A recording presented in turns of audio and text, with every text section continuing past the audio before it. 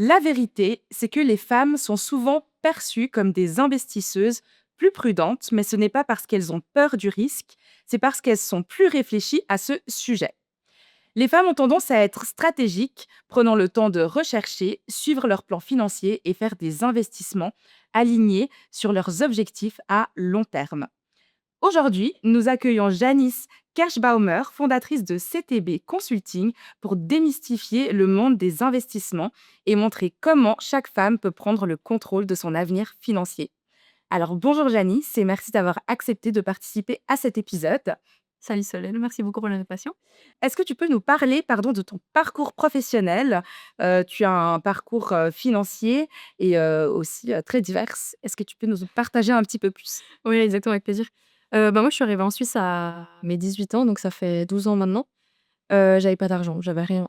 J'ai commencé à HEC Lausanne, je me suis vite rendu compte que j'arriverais pas à financer mes études, donc j'ai arrêté. J'ai trouvé un job en comptabilité parce que déjà à ce moment-là, je me suis dit: «Chouette, de l'argent, c'est intéressant la comptabilité». Mmh. En hors, la comptabilité analytique et la comptabilité qu'on fait en tant qu'assistante admin est complètement différente. Mmh. J'ai arrêté et puis je me suis redirigée, très rapidement dans le marketing. J'ai repris les études, Oui. que j'ai pris en part-time à la HEG de Genève. Mmh.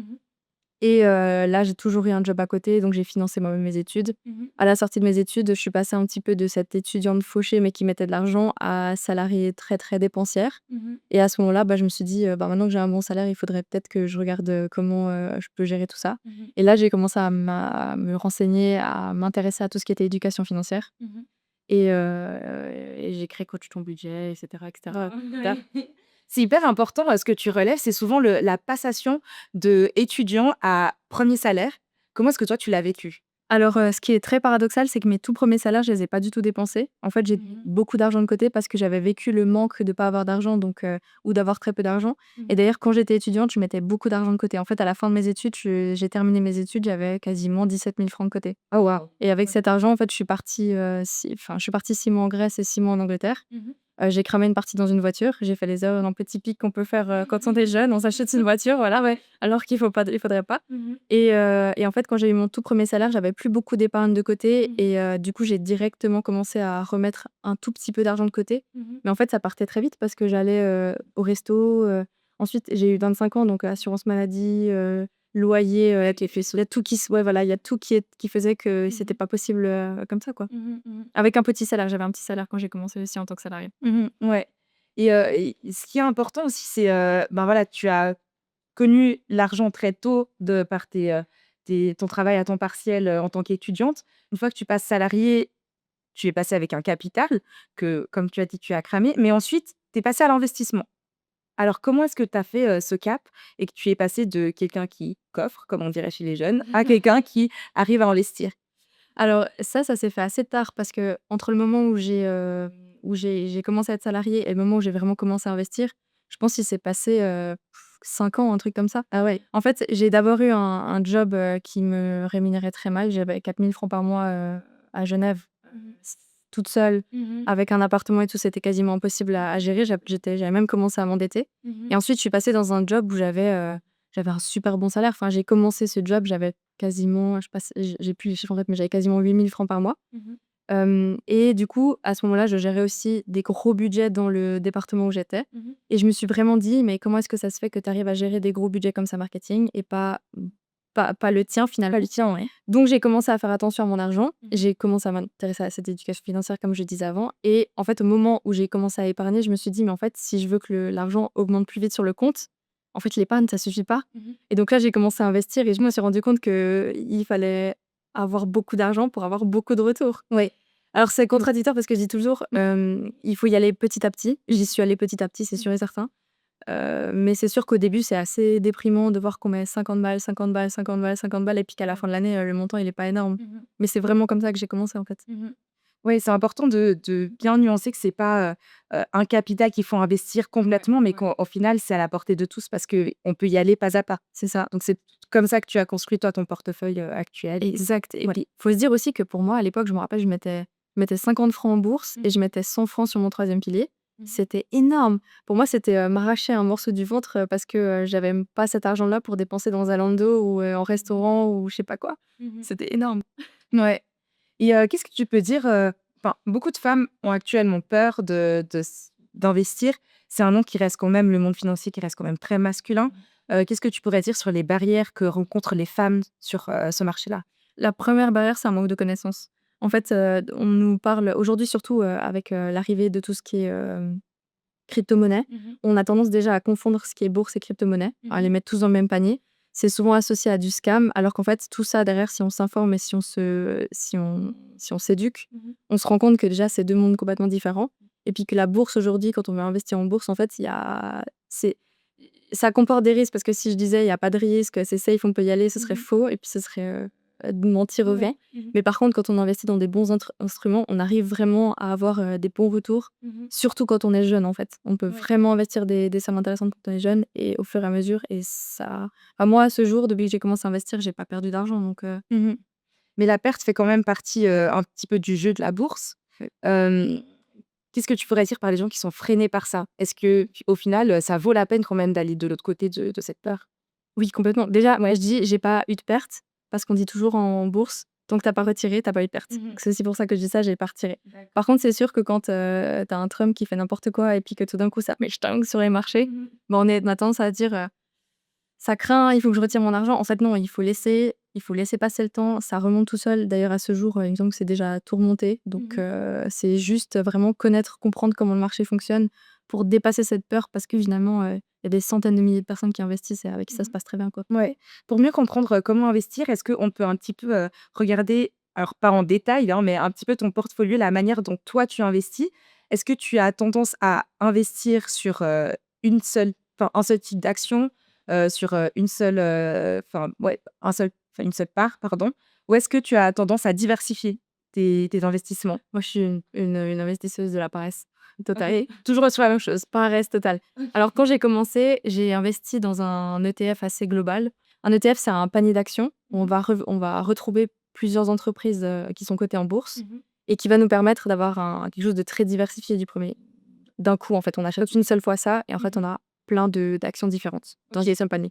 Et en fait, il y a des ETF à thème. On va retrouver, des ETF, sur, les métaux, sur les matières premières, des ETF, plutôt éthiques. On va retrouver des ETF, justement monde qui regroupent beaucoup d'entreprises dans le monde, des ETF par pays, même par monnaie. Enfin, ils répliquent vraiment beaucoup de choses ces ETF et c'est ça ce qui est bien. Et quand toi tu investis, tu as plus une perspective à long terme ou, tu cherches à maximiser au court terme? Long terme, c'est sûr et certain parce que je veux pas sortir cet argent. En fait, je pense que ça va parler avec beaucoup de personnes. Quand j'ai commencé, je te disais, je mettais 50 balles par mois. Ouais. En fait, j'y croyais pas. Vraiment, je mettais là-dessus parce que je me disais: «Ben, ça m'intéresse, je veux voir comment l'argent fonctionne et cetera». J'y croyais vraiment pas et aujourd'hui, je vois que mon portefeuille perso privé en bourse fonctionne beaucoup mieux que ce que j'ai investi, par exemple, dans mon troisième pilier qui va aussi en bourse d'ailleurs, hem, mais jamais autant que moi, mon propre portefeuille. J'essaie je vais pas me mettre à la place parce que je suis dans cette position et je pense qu'il y a plein d'auditrices et d'auditeurs qui le sont aussi. C'est que c'est difficile de savoir par où commencer. Alors, c'est bien d'investir, mais est-ce que je vais à ma banque? Est-ce que je vais sur une application? Est-ce que je vais trouver des traders sur, Wall Street? Comment est-ce que je fais moi pour commencer à investir? J'ai l'impression qu'il y a un petit peu, voilà, que c'est pas complètement accessible dans l'information de comment, commencer à investir. Bah, moi, je trouve qu'aujourd'hui, ça c'est devenu vraiment super accessible. En fait, je trouve que ça dépend du montant que tu veux investir. C'est-à-dire que si maintenant tu es sur une très belle somme, je dirais, comme ça pour donner à la volée, du 30, 40, 50 000 francs par exemple, tu as eu un héritage ou un truc comme ça. Moi, je dirais que c'est quand même bien de se faire accompagner parce que c'est une grosse somme et si on commence à faire n'importe quoi avec ça, ben, c'est dommage. Surtout si on en a besoin, en fait, si on n'est pas très fortuné à côté, on a besoin de cet argent, je pense que c'est vraiment important d'aller vers quelqu'un. Ouais. Par contre, quelqu'un qui veut vraiment commencer parce que, bah, il a rien, moi je suis partie de rien et j'avais rien. Aujourd'hui les applications, bah, comme You en fait, c'est génial parce que tu peux t'amuser, tu peux faire des petits investissements par-ci par-là et pour moi ça aujourd'hui pour quelqu'un qui veut commencer, puis pour quelqu'un qui veut faire un petit peu joujou, c'est génial. Mais après ça remplace pas une vraie, formation ou une vraie, en fait acheter un livre, acheter une formation en ligne, des trucs comme ça qui apprennent vraiment comment fonctionne la bourse. Pour moi ça remplace pas ça. Donc c'est important quand même d'investir et d'avoir une vraie stratégie même dans l'investissement qu'on fait. Ouais, complètement, ouais. Et puis aussi, connaître un peu ses valeurs, le fait qu'on aimerait des choses plus ou moins éthiques ou en fait, on s'en fout, on veut faire vraiment du cash, donc on s'en fout de l'éthique. Ben, ça, je trouve que c'est important aussi quand on investit de comprendre qu'on peut choisir dans quoi on investit, en fait. Bah, merci en tout cas, c'est extrêmement intéressant. Là, on va juste prendre un petit moment d'interview, de cocktail. Je vais te poser, par la même occasion quelques questions, un peu des fire questions pour, connaître, un petit peu plus en profondeur, qui tu es et il y a pas de mauvaise réponse, vraiment réponds avec spontanéité. Quelle boisson représente ta relation avec l'argent? Bon, alors, on a parlé de cocktail, c'est pas un cocktail, c'est un thé sencha. Un thé sencha. C'est du thé vert? Oui, c'est du thé vert, ouais. Thé vert C'est sencha. sencha, c'est japonais. Et pourquoi spécifiquement le sencha? Écoute, j'ai fait un voyage au Japon en 2015, et ça fait déjà 10 ans, c'est horrible. Et je suis une grande consommatrice de thé, je bois quasiment pas de café. Et pour moi, le sencha, c'est une des formes les plus pures qu'on puisse retrouver.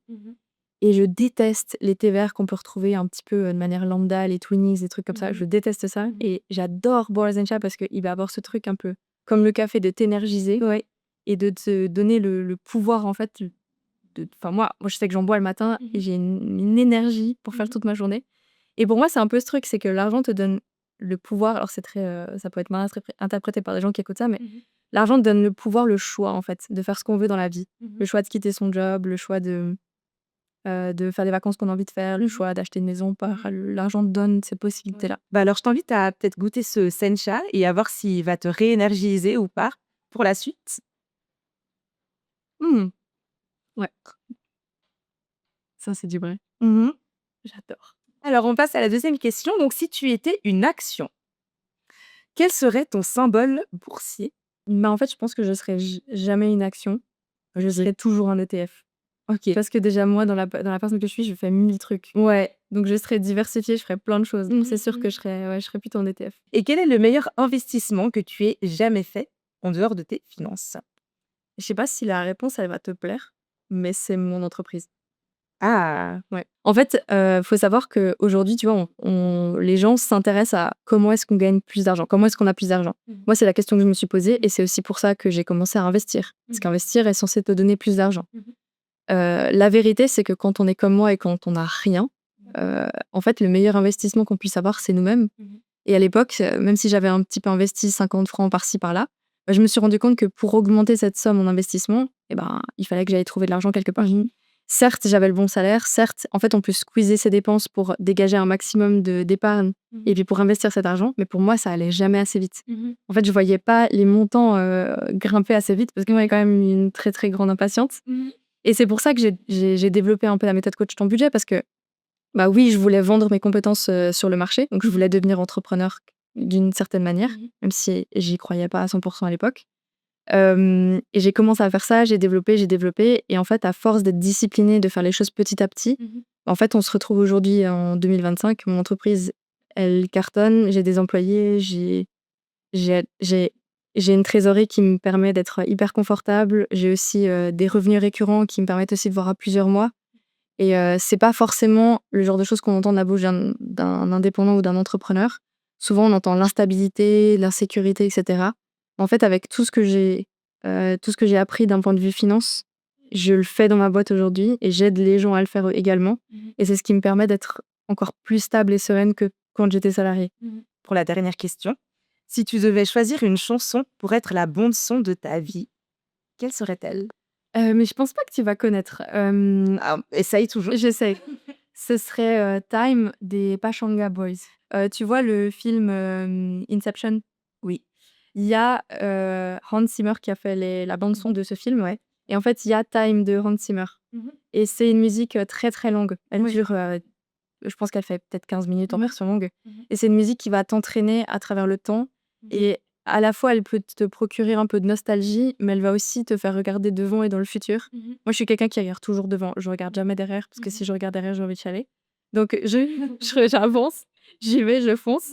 Et cette chanson, c'est un peu ça. Et à plusieurs reprises, en fait, au cours des 10 dernières années, parce qu'elle est pas très vieille, hein, elle est sortie, je pense, en 2012, en même temps que le film.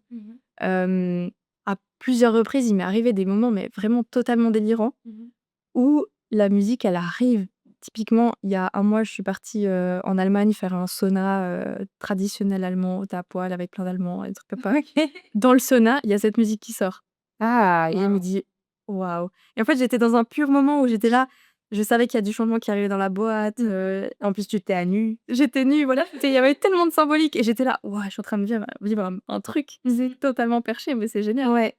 Et en fait, les Pachanga Boys, ils ont remixé. Alors, à ce jour, je sais pas exactement s'ils ont remixé Hans Zimmer ou si c'est eux qui ont créé la musique, je sais pas trop. Ils ont remixé ça, donc c'est un truc qui est plutôt électro, mais la musique, elle est incroyable. OK. Mais en tout cas, ce que je trouve intéressant dans ton parcours et même dans ta vision de l'investissement, ce qui revient souvent, c'est le long terme. Et en fait, on voit que tant dans ton investissement que dans ta vie, tu as cette projection qui est très lointaine. Ce que j'ai envie de te demander, c'est comment est-ce qu'on arrive à avancer quand notre objectif nous paraît si loin?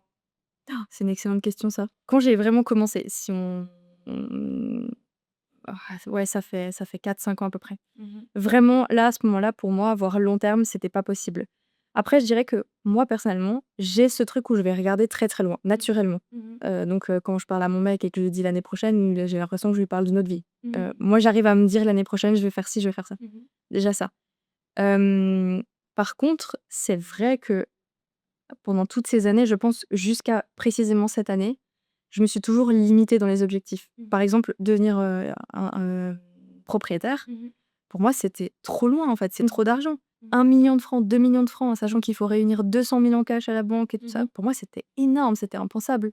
Avoir une entreprise qui génère de l'argent, énorme, impensable. Avoir des employés, énorme, impensable. Je me suis beaucoup, beaucoup bridée, en fait, par rapport à ça.